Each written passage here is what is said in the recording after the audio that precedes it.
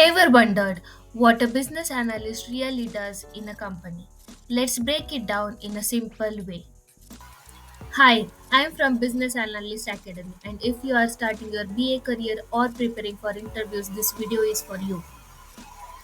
A business analyst acts as a bridge between business teams and technical teams to make sure the right solution is built. We understand problems, gather requirements, document them clearly, and ensure the solution meets the business needs.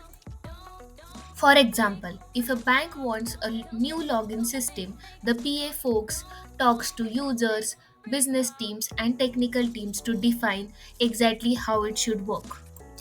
Business analysts use tools like JIRA, Confluence, SQL, Power BI, and diagram tools like Lucidchart.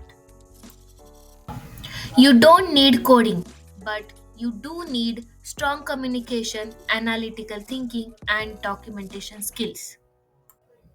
A BA role can grow into product owner, project manager, or even product manager roles, depending on your interest. Salaries depend on industry, skills, experience, and company, but generally starts competitive with strong growth. If you want BA interview prep, resume help, tools, and real examples, make sure you subscribe to my channel.